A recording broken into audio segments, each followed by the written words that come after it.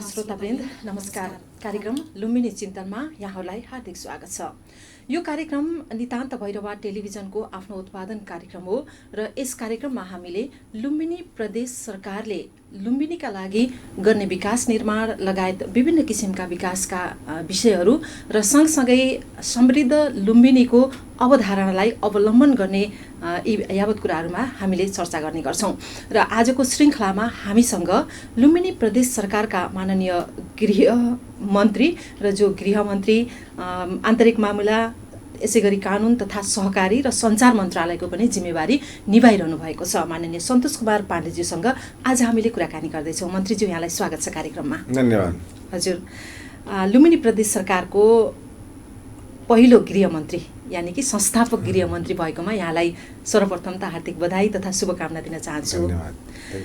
यहाँ चाहिँ लुम्बिनी प्रदेश सरकारको पहिलो गृहमन्त्री भइरहँदाखेरि हामी गृह मन्त्रालयकै विषयमा कुरा गर्छौँ। सुरुमा जस्तो गृह मन्त्रालयको अहिलेको जिम्मेवारी के छ र यसको भनौँ न प्रदेश प्रहरी नियमावली कानुन बनाउने प्रक्रियामा हुनुहुन्छ, यो चाहिँ कहाँ पुग्यो? पहिलो त यो आन्तरिक मामला कानुन मन्त्रालयलाई हामीले आम जनतामा गृह प्रशासनलाई जनताले जानेको हुन्छ, बुझेको हुन्छ र आइडेन्टिफाई भएको यो शब्द, यसलाई हामीले क्याबिनेटबाट पास गरेर गृह मन्त्रालय बनायौँ र एउटा काम के गर्यौँ हामीले शान्ति सुरक्षा कायम गर्ने र प्रदेश सरकारले के गर्दैछ त अहिले नेपाल प्रहरी, सशस्त्र प्रहरी र आर्मी सँगै अहिले जुन हजुर देख्नु भएको छ यो अहिले बाढी पहिरोको समय, बर्खाको सिजन, त्यसमा प्रदेश सरकारले आफै त्यसको दायित्व निर्वाह गर्दै जिम्मेवारी लिएर हामीले उहाँहरूलाई पूर्वाभ्यास र पूर्व तयारीका लागि कार्यक्रमहरू बुटवलमा, लमहीका ठाउँ दाङका लमहीमा पनि गऱ्यौँ होइन।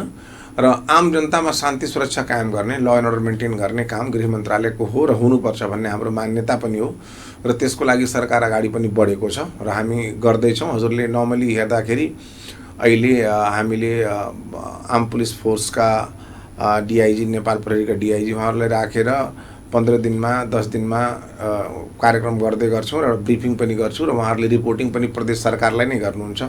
अरू ठाउँमा घटेका घटनाहरू, त्यसका समाधानहरू र उहाँहरूले शान्ति सुरक्षा कायम गर्नमा खेल्नुभएका भूमिकाहरूको विषयमा हामीलाई जानकारी गराउनुहुन्छ। त्यही हिसाबले उहाँलाई हामीले अरू निर्देशन पनि गर्छौँ। बाँकी अहिले जुन मैले के भने यो विपद व्यवस्थापनका कुरा, यसमा प्रदेश सरकारले नेपाल प्रहरीलाई, सशस्त्र प्रहरीलाई, इभन आर्मीलाई पनि सरकारकै तर्फबाट हामीले गरिदिनुपर्ने के हो त, हाम्रो दायित्वभित्र के पर्छ, उहाँहरूसँग हुने अहिले मोटर बोटहरू, रोबर बोटहरू होइन, अनि उहाँसँग हुने इक्विपमेन्टहरू जसको माध्यमले हामीले बाढी पहिरो विपद व्यवस्थापन गर्न सक्छौँ, त्यो नियन्त्रण गर्न सक्छौँ, त्यसको लागि पनि काम गर्दैछौँ।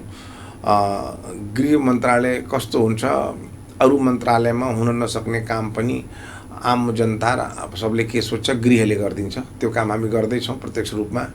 त्यसैमा जोडिएको हजुरको अब सञ्चार मन्त्रालय छ, कानुन छ, सहकारी पनि छ। सञ्चारमा हामी आउँदैछौँ मन्त्रीज्यू। मैले अझै किन जान्न चाहेँ भने जस्तो गृह मन्त्रालयको आफ्नो एउटै भनौँ न एक किसिमको चाहिँ जनताप्रतिको एउटा उत्तरदायित्व र जनताले गर्ने अपेक्षा छुट्टै छ। सङ्घीयता कार्यान्वयन भएको पनि यतिका वर्ष भइसक्यो, एक कार्यकाल पुरा पनि भइसक्यो। अहिले दोस्रो कार्यकालमा तपाईँहरू चाहिँ एज अ प्रदेशको जिम्मेवारी निभाइरहँदाखेरि अहिले पनि भनौँ न एउटा चाहिँ हामी सङ्घीयता कतै कपी भएर आएको कारणले गर्दा यो चाहिँ एउटा जिम्मेवारी बाँडफाँड हुन नसकेको हो कि केन्द्रीकृत भएको हो कि प्रदेशलाई पूर्ण अधिकार सम्पन्न गराउन नसकेको हो कि भन्ने पनि बहसहरू चल्ने गर्छ। त्यो संविधानमा हामीले के बुझ्नुपर्छ, संविधानले प्रदेशलाई दिने अधिकार त्यो संविधानमा पहिल्यै उल्लेख भइसकेको छ, लिपिबद्ध भइसकेको छ प्रदेशले गर्ने के। तर हजुर सबले के बुझिदिनुपर्छ, पहिलो पटक यस देशमा संघीयता आउँदाखेरि संघीयताका मर्म बुझ्ने व्यक्तिहरूले नेतृत्व पाएनन्। केन्द्रमा नेतृत्व गर्ने र त्यति बेला 74 को चुनावपछि 6 वटा प्रदेशमा एउटै दलको सरकार, केन्द्रमा पनि 6 वटा प्रदेशमा पनि, त्यसले गर्दा उहाँहरूले यो संघीयताको पक्षमा त्यति सोच्दा पनि नसोच्ने र मुख्यमन्त्रीजीहरूले त्यति बेला आफ्ना केन्द्रका प्रधानमन्त्रीसँग लड्न पनि सक्नु भएन। तर अहिले हजुरले हामीले के बुझिदिनुपर्छ, यतिको दिनभन्दा कुनै पनि राष्ट्रमा संहिता आएपछि त्यसको कार्यान्वयनमा थोरै टाइम लाग्दो रहेछ। रिजन कस्तो हुन्छ, केन्द्रीकृत मानसिकता हुन्छ। जो केन्द्रमा नेतृत्व गरे हुन्छ उसलाई डर, अब सबै अधिकार उता गइसकेपछि फेरि हामीलाई के होला, हामी के गर्छौँ। जबकि संविधानमा बाकायदा उल्लेख के छ, देशका सन्दर्भमा देशका शान्ति सुरक्षा, देशका पर्यटन, देशका भौतिक पूर्वाधार, स्वास्थ्य, शिक्षा सबैलाई व्यवस्थित गर्ने कानुन बनाउने काम केन्द्रको र सीधा जनतालाई डिलिभरी दिने डेभलपमेन्ट गर्ने काम स्टेट गभर्मेन्टको र आम जनतासँग समन्वय गर्ने भनेको स्थानीय निकायको भन्ने त्यहाँ उल्लेख छ। त्यसले गर्दा उहाँहरूलाई यो केन्द्रीकृत मानसिकताले पनि उहाँहरूले सक्नु भएन।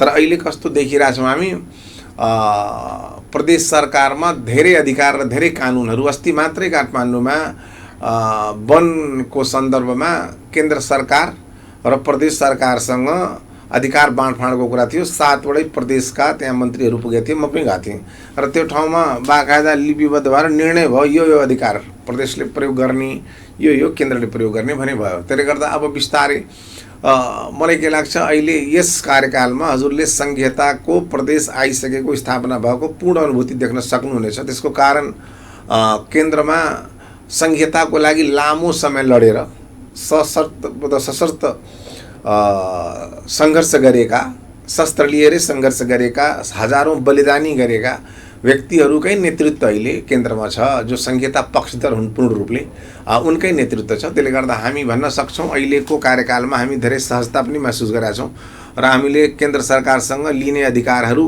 लिइरहेछौँ। र जुन एउटा प्रहरी नियमावलीको कुरा गर्नुभएको छ, प्रहरी नियमावली हामीले बनाइसकेका छौँ, कार्यान्वयनको कुरा छ।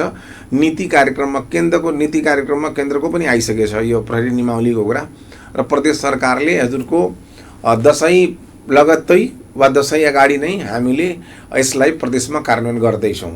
अस्ति पनि पोखरामा सम्माननीय प्रधानमन्त्री प्रचण्डजीको अध्यक्षतामा 7 वटै प्रदेशका मुख्यमन्त्रीजीको उपस्थितिमा त्यहाँ निर्णय भयो 3 महिनादेखि 4 महिनाभित्र यसलाई हामीले प्रहरीको अधिकार समायोजन गर्ने, नियमावली बनाउने र प्रहरी त्यहाँ भर्ना गर्ने काम सुरु गर्ने, त्यो काम हामी गर्न गइरहेछौँ। हजुर मन्त्रीज्यू, अलिकति यहाँनिर भनौँ न, अहिले नेपालको लागि संहिता कार्यान्वयनको धेरै वर्ष भए पनि यो चाहिँ प्रदेश प्रहरी भन्ने कुरा चाहिँ एउटा नयाँ जस्तै पनि भएको छ।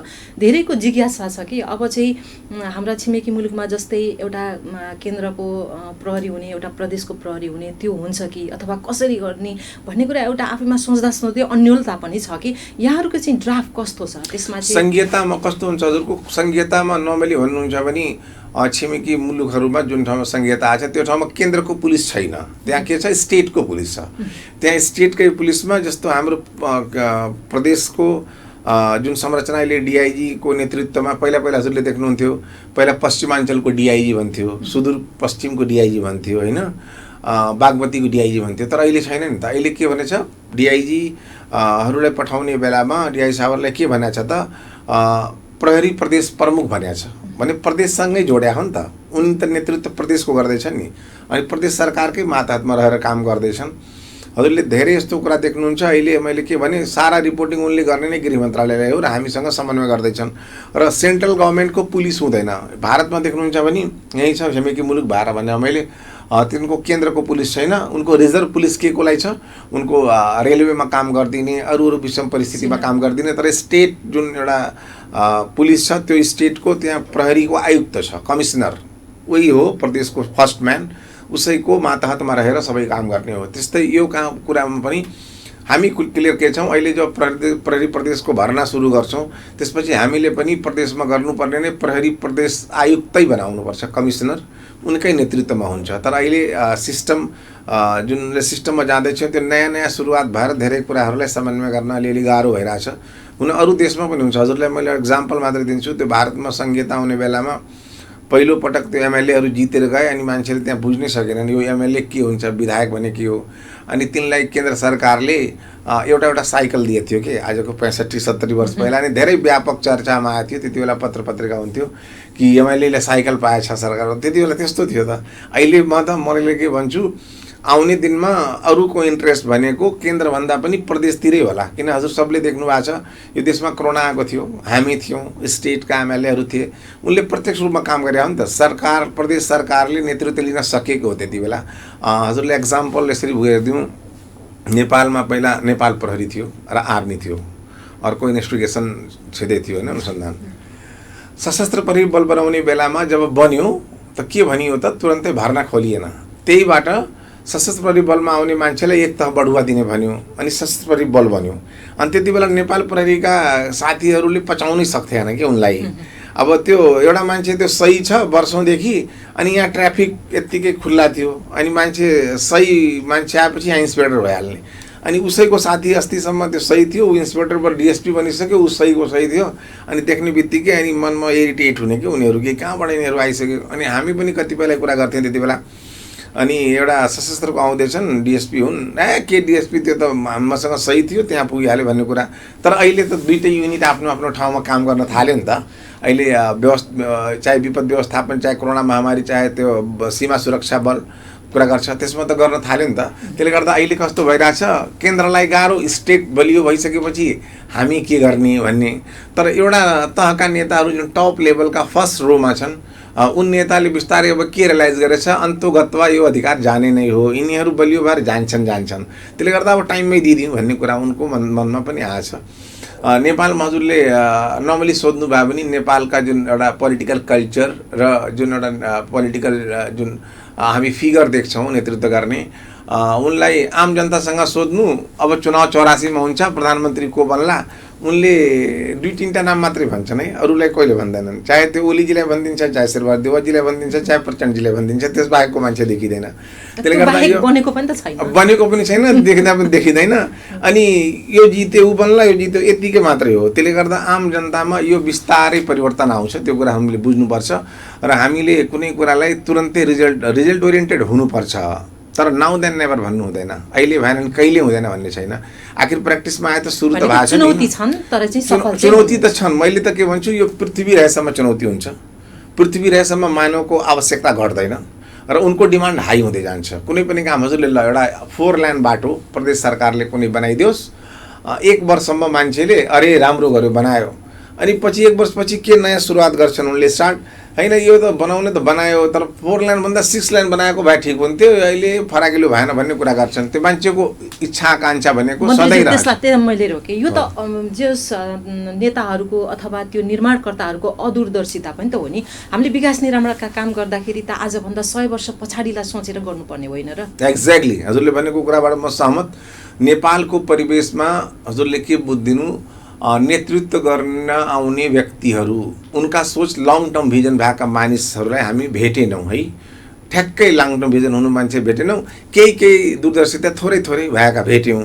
तर दूरदर्शितै हुनुपर्ने अमेरिकाको कुरा हजुरलाई थाहा छ। अमेरिका यत्तिकै भने होइन। अमेरिका जब रसाको लडाइँ हुने बेलामा अमेरिकाले के गर्थ्यो हजुरलाई, अमेरिकाले हतियार बेच्ने काम गर्थ्यो। हतियार बेच्यो धेरै पैसा कमायो अमेरिकाले, अनि पैसा धेरै आयो अनि हतियार बिक्ने क्रम जारी थियो, युद्ध पनि जारी थियो। त्यहाँका नेतृत्व गर्ने मान्छेहरूले डेभलप कन्ट्रीका डेभलप व्यक्तिहरूको डेभलप आइडिया के, अनि उनले भने के गर्ने, पैसा त धेरै आयो, अनि उनले भने यस्तो गरौँ, अमेरिका त डेभलप छैन, यहाँ त अब सिटीहरू पनि बनाएको छैन, अनि आइडिया केलाई यस्तो गरौँ, यहाँ 6 लेन 4 लेन 8 लेन आउने, 50 इयर्स आउने, 100 इयर्सको लागि ड्रेन सहितको बाटो बनाऊ मास्टर प्लान गरेर, अनि पछि अमेरिका बन्ला नि त। अनि त्यो बनाइदिएपछि अमेरिकामा एउटा कहावत छ, त्यहाँ भन्छ USA doesn't make the roads are make the America। त्यो बाटोले अमेरिकाले बाटो बनाए होइन, त्यो बाटोले अमेरिका बनाइदिया हो। त्यसले गर्दा लङ टर्म भिजन भन्नुभयो, त्यसमा म एकदम त्यसको पक्षधर हो। हुनु पनि पर्छ। हामी निमित्त हो, हामी आज छौँ भोलि छैनौँ, हाम्रो ठाउँमा अर्को मान्छे हुन्छन्। तर आउने 100 वर्षमा हामीले कुनै नीति 100 वर्षको लागि बनायो भने त्यो 100 वर्षलाई काम लाग्छ, त्यो कुरा हो। र त्यसको लागि युवा पिँढीहरू अहिले पोलिटिक्समा आइरहेछन् र उनले पनि राजनीति बिस्तारै बुझ्दैछन्। मलाई लाग्छ यो कुरा हजुरको कुरा जुन छ, यो कुरा आम जनतामा पनि हामीले काम गरेर देखाइदिएर उहाँलाई प्रुभ गरिदिनु पर्ने बेला हाम्रै हो, हामी नै गर्छौँ। हजुर मन्त्रीज्यू, अब यहाँ चाहिँ सरकारको प्रवक्ता पनि हुनुहुन्छ लुम्बिनी प्रदेश सरकारको। लुम्बिनी प्रदेश सरकार दोस्रो पटक विस्तार हुँदा पनि पूर्ण हुन सकेन। अहिले पनि अब यहाँकै भनौँ अथवा धेरै मन्त्रालयहरू मुख्यमन्त्रीकै जिम्मेवारीमा छन् होइन। यसको पछाडिको कारण के हो, किन सरकार पूर्ण हुन सकेको छैन? पूर्णभन्दा पनि एउटा कुरा हजुरले पनि बुझौँ, जुन पहिला कुरा गरेँ त्यसैसँग जोडिए जस्तो लाग्यो। ठ्याक्कै जति मन्त्रालय पहिला थियो होइन, एउटा फ्रेम, त्यो फ्रेमभन्दा एउटा बढी बनिहाल्यो भने फेरि हजुरहरूलाई प्रश्न पाइहाल्नुहुन्छ, यो किन 11 थियो 12 किन भयो, 10 थियो 11 किन भयो। अनि अहिले 7 मन्त्रीले काम चलाउँदैछन्, कमै खर्चमा काम चल्दैछ। यसले पहिला सकारात्मक लिनुपर्छ कि कमसेकम अरू दल कुनै उहाँहरूभित्र विवादै नरहिकन ल ठिक छ बनाउँला नि त, अहिले बजेट पास गरिदिनु, सबै गरिदिनु अनि विस्तार गरौँला भन्ने कुरा गरे। अनि 7वटा मन्त्रीबाट प्रदेश चलिरहेछ भने अर्को हुनुपर्ने कारण के एउटा? तर हजुरहरूको नोटिसमा भनेको बाँकी रहेका मन्त्रालय मुख्यमन्त्रीसँग किन हुनु, अरू आउनुपर्छ। त्यसको लागि नेपाली कांग्रेस र नेकपा माओवादीको बीचको सहमति हो त्यो बजेट पास गर्ने अनि समितिहरू गठन गरिदिने। समिति गठनका साथसाथमा प्रदेश निजामती कर्मचारी विधेयक पारित गरिदिने, स्वास्थ्यका विधेयक पारित गरिदिने अनि त्यसलाई मन्त्रालय विस्तार गरौँ भन्ने। त्यसमा 2टा मन्त्रालय नेकपा माओवादी र 3टा कांग्रेसको बाँकी छ। भनेको तपाईले भने जस्तै खर्च कम गर्नको लागि त छैन रहेछ नि त, तपाईहरु बीचमा अझै चाहिँ हैन यो खर्च भन्दा पनि त्यो छ है, त्यस्तो हुनुपर्छ। किनकि अब भोलि एउटा मन्त्रालयको पनि मन्त्री भएन भने त्यो प्रश्न सधैँ तेर्साइरहने प्रश्न हो, सधैँ आइराख्ने प्रश्न हो। त्यसले गर्दा त्यो समाधान गर्नलाई पनि त्यो हुनुपर्छ भन्ने अन्डरस्ट्यान्डिङ, त्यो 2टा दलको ठुलो दलको अन्डरस्ट्यान्डिङ। अब जसका देशमा केन्द्रकै सरकारमा प्रधानमन्त्री नै छन्, अब उहाँको प्रदेशमा के विवाद होला र? जो प्रधानमन्त्री नै बनेर चलाउँदैछन् देशमा र त्यो पनि कांग्रेसको समर्थनमा, अरू अन्य दलको समर्थनमा चलाउँदैछन्। त्यसले गर्दा त्यो विवादको कुरा हैन। अब यो 25 गते मलाई लाग्छ यो महिनाभित्र विस्तार हुँदैछ, त्यसपछि यो प्रश्न पनि सकिन्छ। अब हामी लागौँ यहाँको अर्को जिम्मेवारी, सञ्चारको जिम्मेवारी छ, सञ्चार मन्त्रालयको पनि जिम्मेवारी यहाँमा छ। सञ्चार मन्त्रीको हैसियतले अहिले चाहिँ प्रदेशमा सञ्चार माध्यमहरूको अथवा सञ्चारकर्मीहरूको अवस्था के छ? यहाँहरूले चाहिँ के गर्दै हुनुहुन्छ? सञ्चार मन्त्रालयले अहिले के गर्दैछ? हामी त पहिला यो सञ्चारकर्मीहरू मित्रहरूको आउने बित्तिकै सञ्चार क्षेत्रमा आउने बित्तिकै त्यहाँ यत्तिकै बाँकी थियो, होल्ड गरेर राखिरहेको थियो त्यो सञ्चारकर्मी मित्रहरूको बिमाको विषयमा हैन। त्यो त आउने बित्तिकै हामीले त्यो कामलाई फास्ट ट्र्याकमा लगाए हो र हामीले के भन्छौँ, सञ्चार क्षेत्रलाई सरकारको मिडिया वा सरकारको सञ्चार मात्रले यस सञ्चार क्षेत्रलाई र आम जनसम्म सूचनाको पहुँच र समाचारको पहुँच र हक अधिकार जुन छ त्यो पुर्याउन नसक्ने अवस्था देख्छौँ हामीले। त्यसले गर्दा प्राइभेट रूपमा जुन चल्दैछ टेलिभिजनहरू, एफएमहरू, पत्रिकाहरू, त्यसलाई पनि हामीले संरक्षण गर्नुपर्छ र प्रदेश सरकारले प्रत्यक्ष रूपमा उहाँहरूलाई पनि अनुदान हुन्छ या उहाँहरूको समस्या के छ, के हामीले उहाँहरूको रिक्वायरमेन्ट पुरा गरेर र प्रदेश सरकारका र यस प्रदेशमा रहेका हरेक क्षेत्रका समाचार सञ्चारका माध्यमले आओस् भन्ने कुरा सरकारले यसले नीति लिएको छ। यो कुरा हजुर सबले छिटै देख्नुहुनेछ। विगतमा त्यो अलि राम्रो हुन सकेन। विगतमा कस्तो भइरहेको थियो, सञ्चार छ रेड बुकमा ल्याइदिने, यिनको हालिदिने, उनको चिनेका आफन्त हालिदिने भन्ने कुरा। यसमा हजुरहरू विश्वस्त हुन सक्ने एउटा कारण छ, प्रमुख कारण। म लोसपा पार्टीबाट हो है, अनि लोसपा पार्टीको प्रदेशमा हामी 3 जना छौँ प्रदेश सभा सदस्य। त्यसले गर्दा हाम्रै मिडिया छैन है, सिम्पल, र हाम्रै पत्रकार छन् भन्ने हाम्रो छन्, तर पार्टीकै छन् भन्ने छैन है। त्यसले गर्दा हामीले अब यो विनियोजन गर्ने बेलामा जुन भदौदेखि गर्छौँ त्यसमा आफ्नै मिडिया आफ्नै साथी देखेर मात्र हुनु, हाम्रो साथी पनि कम छ। त्यसमा एउटा विडम्बना पनि म देख्छु है, त्यो कुरा हजुरलाई मैले भन्न चाहेँ अहिले यो हजुरको कार्यक्रमको माध्यमले। विगतमा 3टा चुनाव लडियो यहीँबाट हैन, यो ठाउँबाट। आफ्नै साथीहरू त हुन्, चिनेका त हुन्, तर उहाँहरू पनि कहीँ न कहीँबाट आस्था राख्ने हुन्छन्। मिडिया पनि विशुद्ध रूपमा पारदर्शी त होला तर आत्मनिर्भर हुन सकेको छैन, धेरै कारण होला। त्यसले गर्दा हामीले हाम्रो पनि समाचार स्वाइहालोस् न भन्ने 70 को चुनावमा, 74 को चुनावमा, अहिलेको चुनावमा, तर त्यो आउन अलि गाह्रो हुन्थ्यो। त्यसले गर्दा अब म के गर्छु, मेरो नआए पनि आउने दिनमा सन्तोष पाण्डे मन्त्री भन्दाखेरि सानै दलका भए पनि, छोटो दलका भए पनि उसले सबलाई गर्यो र गर्न सक्ने गर्यो र उसले कुनै काखा पाखा अनि मेरो उसको गरेन, प्रतिपक्षको कुरा प्रतिपक्षको पत्रकार त्यो गरेन, त्यो निष्पक्ष तरिकाले गर्छु र त्यो कुरा आम मिडियामा सञ्चारको लागि सन्तोष पाण्डेले त्यो मन्त्री भएपछि गरेको कुरा देखिन्छ है।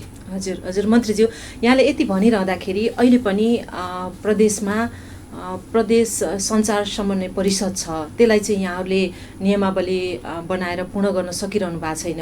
अर्को कुरा चाहिँ परिषद अन्तर्गत रजिस्ट्रार नियुक्ति गर्नुपर्ने हुन्छ, रजिस्ट्रारको नियुक्ति प्रक्रिया पनि यहाँहरूले अगाडि बढाउन सकिरहनु भएको छैन, जसले गर्दा लुम्बिनी प्रदेशमा कति मिडिया छन्, कुन वर्गका कति मिडिया छन् त भन्ने कुरा पनि यहाँहरूसँग अभिलेखीकरण पनि गाह्रो छ। सायद मैले अहिले सोधिहालेँ भने पनि लुम्बिनी प्रदेशमा कति टेलिभिजन छन्, कति रेडियो छन्, कति पत्र पत्रिका छन्, कति अनलाइन छन् भनेर एक्ज्याक्ट यहाँसँग डाटा नहुन सक्छ।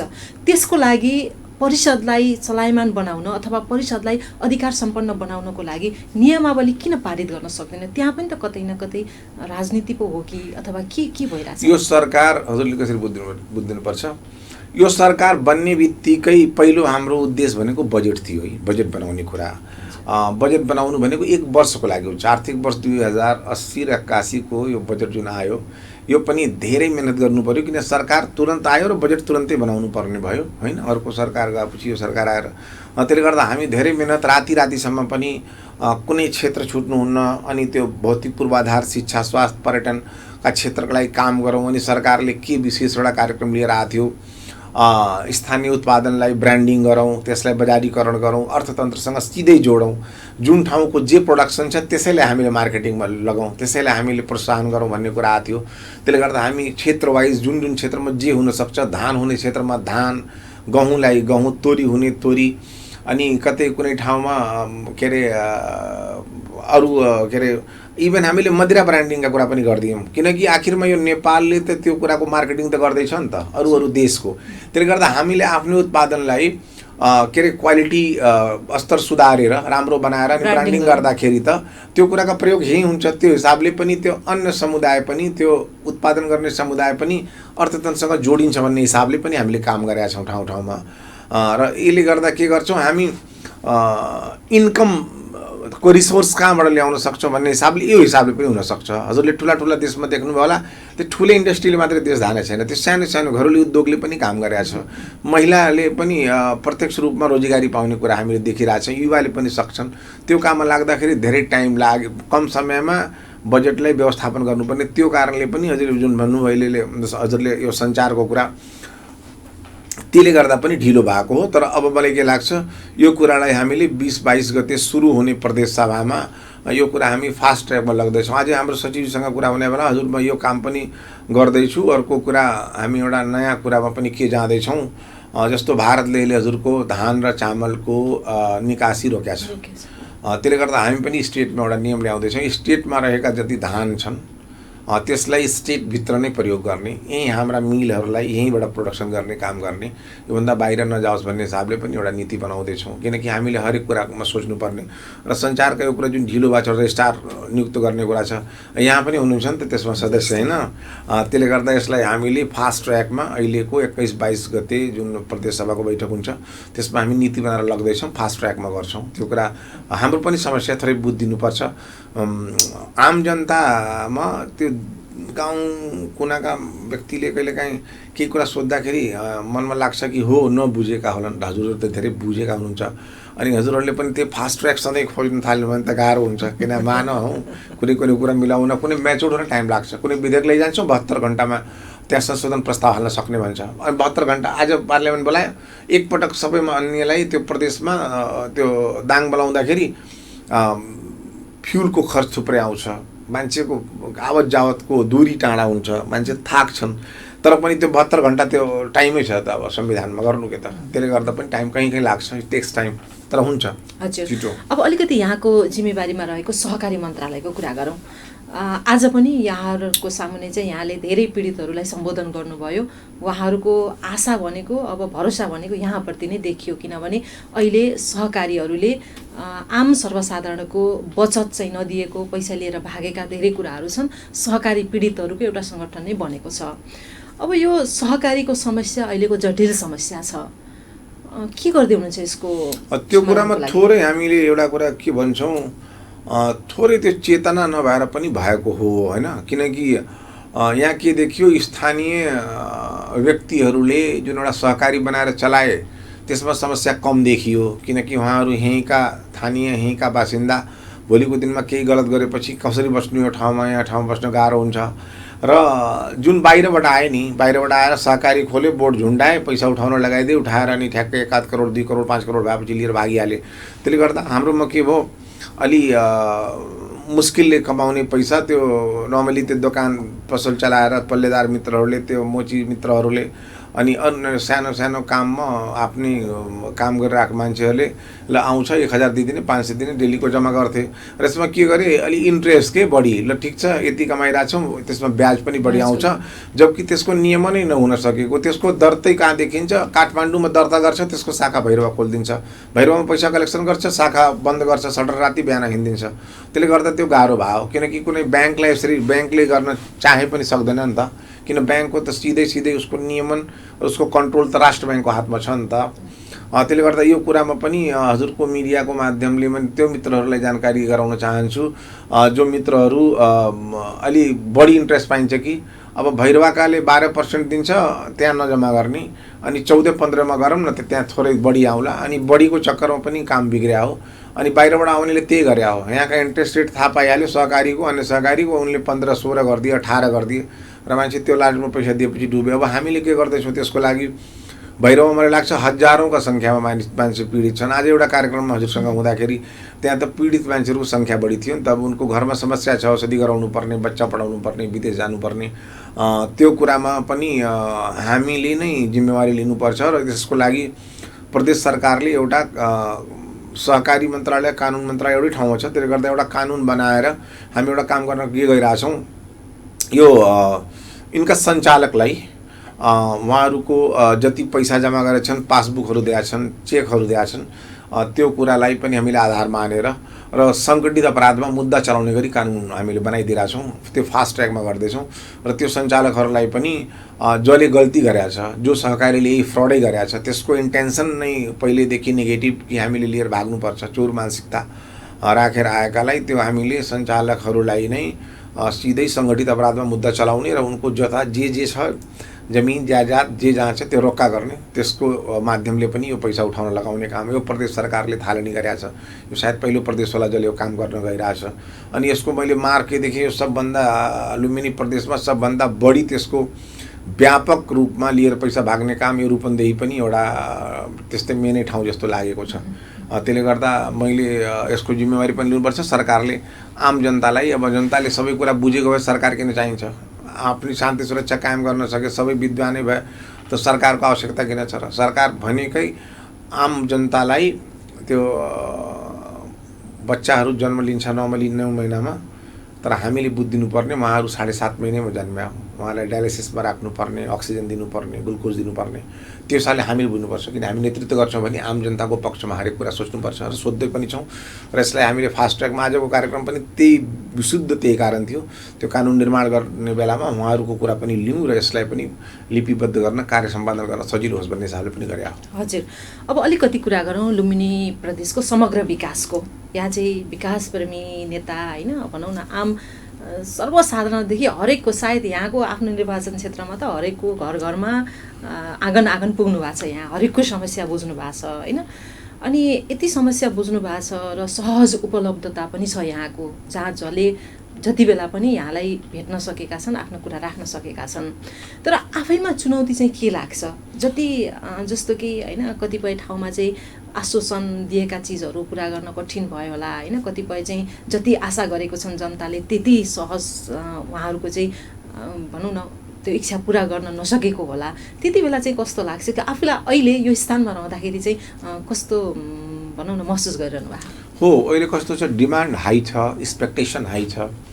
र त्यसमा प्रदेशका बजेटहरू जुन चाहिँ त्यो कम छ क्या मैले के भन्छु सरकार प्रदेश सरकारले बनाउने सडक पूर्वाधारको लागि पनि एउटा निश्चित मापदण्ड छ हामी कुन सडक हामीले बनाइदिने कुन सडक सेन्ट्रल गभर्मेन्टले बनाइदिने कुन स्थानीयले बनाइदिने कस्तो भइरहेको छ यसमा हामी अलिकता त्यो सेन्ट्रल गभर्मेन्ट र स्टेट गभर्मेन्ट र स्थानीय तहसँग एउटा समन्वय के हुनुपर्छ कहिलेकाहीँ के देखिन्छ एउटै बाटोमा 3टाले पैसा हालिदिन्छ अनि अर्को त्यो 7वटा बाटो खाली रहन्छ त्यसले गर्दा पनि हामीले जुन मापदण्ड बनाएको छ त्यसलाई अक्षरशः कार्यान्वयन गराउनको लागि पनि यसमा समन्वय गर्नुपर्छ र मैले हजुरले भन्नुभयो आम जनताको जुन एक्सपेक्टेसन हाई छ त्यसमा कहिलेकाहीँ जो के अरे सरकारमा रहँदा र कहिलेकाहीँ त्यो हामी कहाँ आउने विभिन्न समुदायका त्यो पछाडिएका गरिबी रेखा मुनि रहेका व्यक्तिहरू पनि आन्दोलन गर्न केही कारणले आउँछन् त्यो कुरा देख्दाखेरि होइन हामी आर्थिक रूपले अझै सम्पन्न हुनुपर्छ सम्पन्नताको बाटो के त लाग्छ मनमा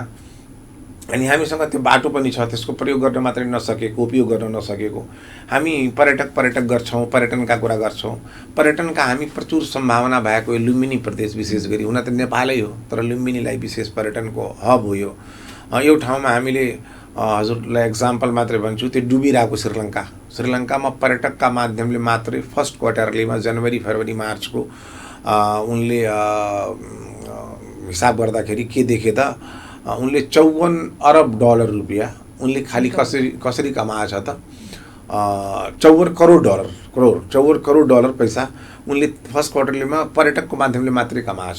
त्यसले गर्दा हामीसँग त बुद्ध छन्, हामीसँग त अन्य यस्तो धार्मिक स्थल यहीँ छ। हामी यहाँका मान्छे भन्छन् नैनीताल जाँदैछु, जम्मू कश्मीर जाँदैछु, यहाँका नैनीताल त्यो बुटोलबाट अलिकता जोरधारा चढेर पाल्पा पुग्यो भने त नैनीताल जस्तै छ, एटमोस्फियर क्लाइमेटको कुरा हो नि त। अनि त्यसले गर्दा हामीले जस्तो भारतीय पर्यटक के अस्ति होटल एसोसिएसनको एउटा कार्यक्रममा जाँदाखेरि राम्रो स्पष्ट ढङ्गले एकजनाले वक्ताले के भन्नुभएको थियो, हजुर हामीलाई युरोप अमेरिकाको पर्यटक ल्याइदिनु भने होइन, हामीले भारतीय मात्र ल्याइदिनुहोस्, हामी पर्यटन क्षेत्रलाई जुन ठाउँमा छ त्यसको ग्राफ हामीले एकैपटक बुम गराइदिन्छौँ, माथि जान्छ। त्यो जाने कारण के, त्यो भारतीय पर्यटक आउनु भनेको खर्च गर्छन् यो ठाउँमा, र हामीले केही कुरा कानुनी कुरा मिलाउन नसक्ने के। अनि इन्टेन्सन पनि के छ हाम्रो, हामी नेपाली त्यो टुरिस्टहरूलाई सम्मान गर्ने, ससम्मान हामीले उहाँलाई नेपाल भित्राउन सक्ने कुरा। हजुरलाई मैले भन्छु त्यो इन्डोनेसिया भन्ने ठाउँ छ, इन्डोनेसियाको यस्तो थुप्रै ठाउँ छन् तर एउटा एक्जाम्पलमा इन्डोनेसियाको आइल्यान्ड छ बाली भन्ने ठाउँ।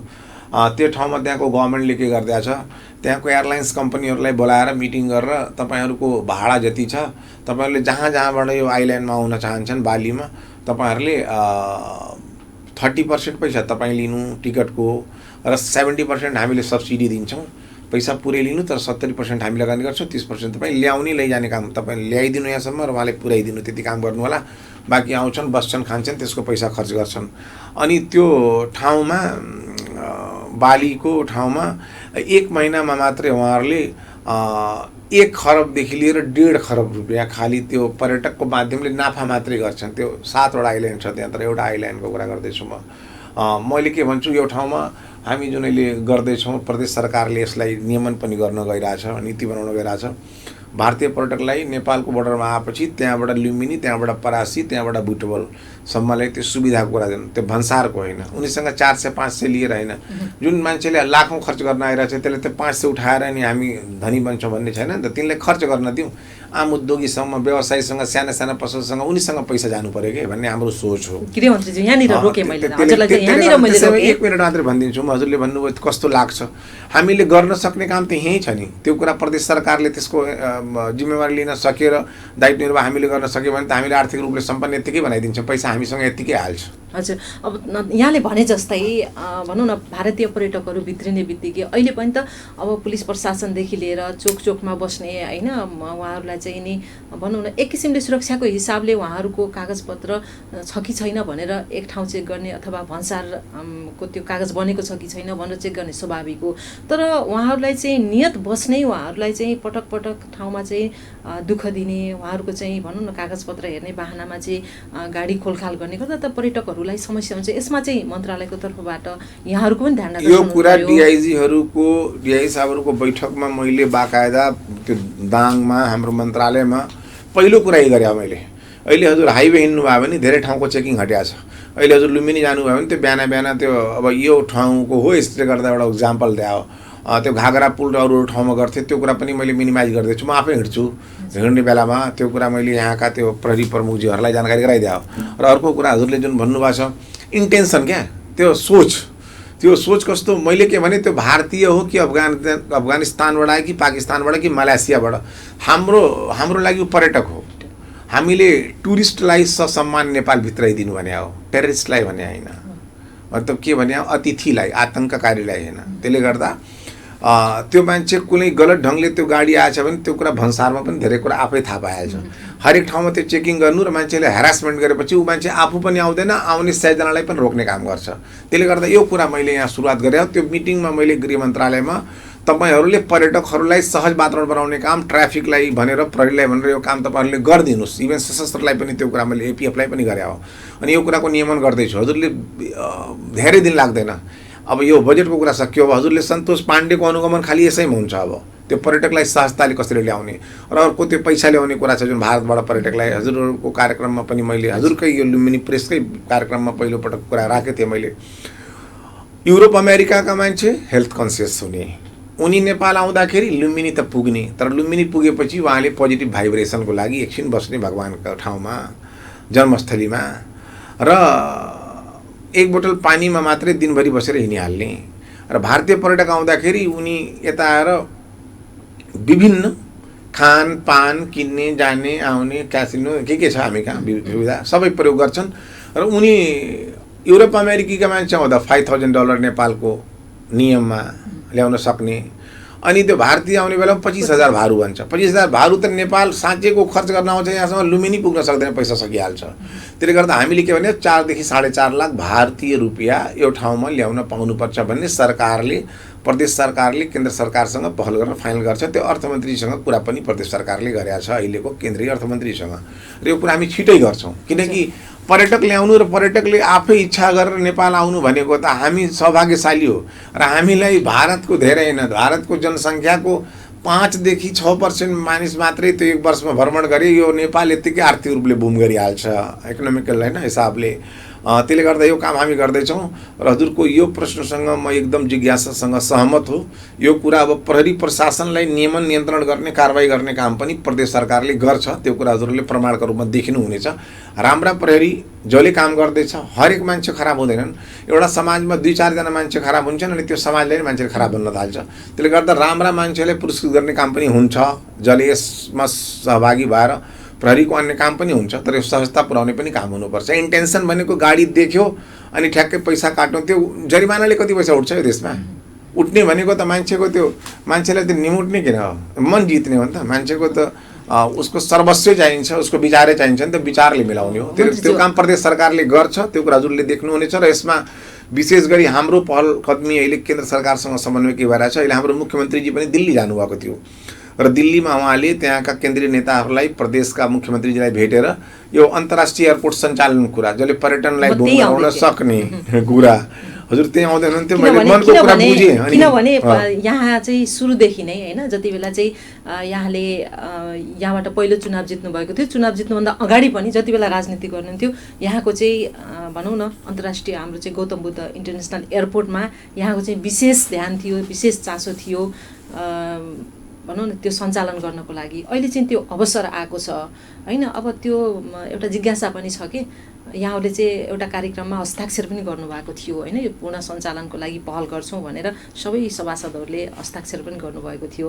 अहिले त मन्त्री हुनुहुन्छ होइन, त्यो के हुँदैछ भनेर अलिकति जिज्ञासा, हामी अन्तिमतिर पनि आएका छौँ। हजुर हो, त्यसले गर्दा त्यो कुरालाई मुख्यमन्त्रीजीले त्यहाँका मुख्यमन्त्री योगी आदित्यनाथजी र त्यहाँका केन्द्रीय नेताजीहरूलाई भेटेर, वित्त राज्य मन्त्रीलाईहरूलाई भेटेर यही कुरालाई तपाईँले यो के अरे हाम्रो अन्तर्राष्ट्रिय एयरपोर्ट सञ्चालनका विषयमा गम्भीरतापूर्वक कुरा गर्नुभएको छ। र अहिलेको मुख्यमन्त्रीजीलाई हजुरले पनि बुझ्नुहुन्छ, उहाँको चिन्नुभएको छ राम्रो। उहाँको ब्याकग्राउन्ड भनेको पनि उहाँ पनि सोसल वर्क लामो समय गरेर मात्रै यो ठाउँ पुग्नु भएको हो। त्यसले गर्दा अहिले उनी प्रोफेसनल डेभलपमेन्ट गर्न सक्ने क्षमता भएको व्यक्ति हो। हामी विभिन्न कार्यक्रममा जान्छौँ, उहाँसँग एउटा प्लान छ, स्ट्राटेजी छ, हामीले कसरी यो ठाउँमा गर्ने।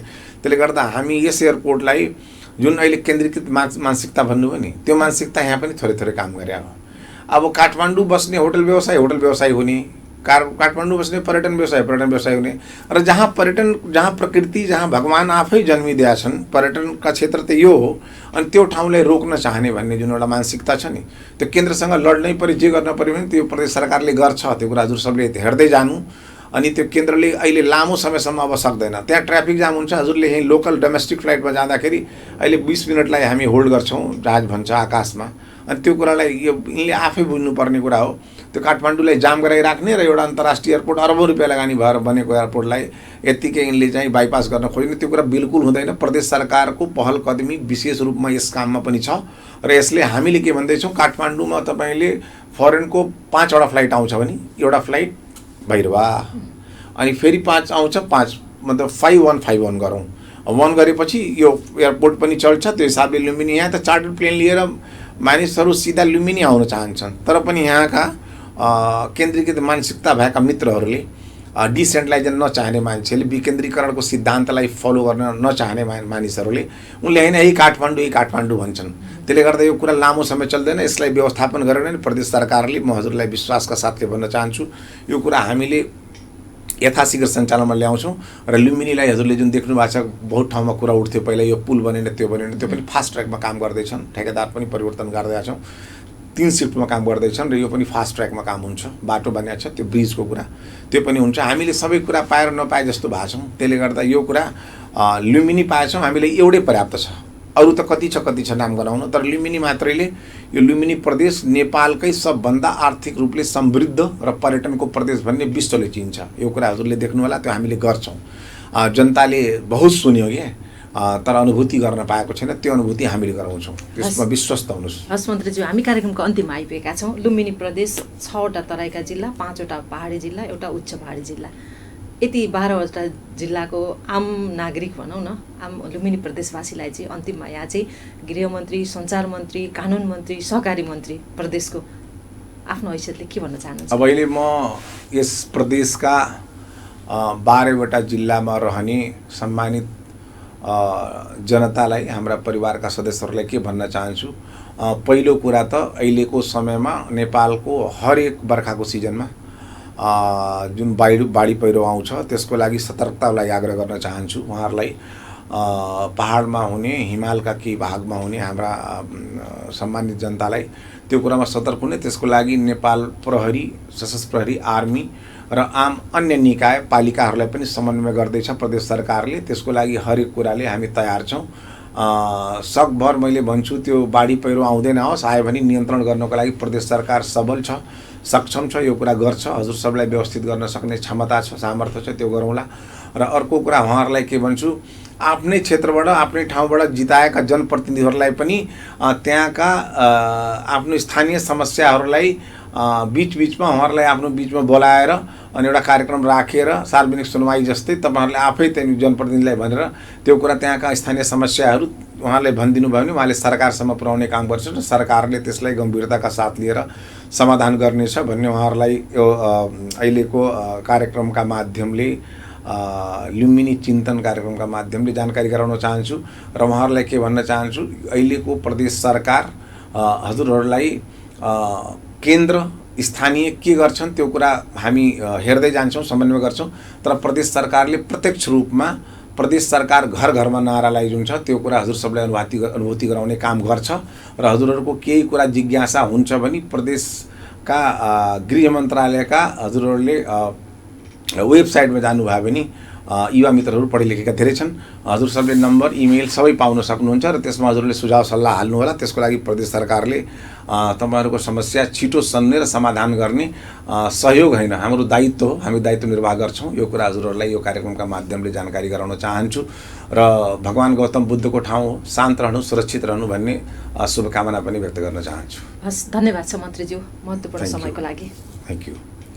दर्शक तथा श्रोतावृन्द, उहाँ हुनुहुन्थ्यो लुम्बिनी प्रदेश सरकारका माननीय गृह, आन्तरिक मामिला, कानुन तथा सहकारी मन्त्री सन्तोष कुमार पाण्डे। आज हामीले उहाँसँग विशेष कुराकानी गर्यौं। अर्को श्रृङ्खलामा अन्य अतिथिसँग तपाईँ हाम्रो भेटघाट हुने नै छ। आजको लागि मलाई पनि बिदा दिनुहोस्। नमस्कार।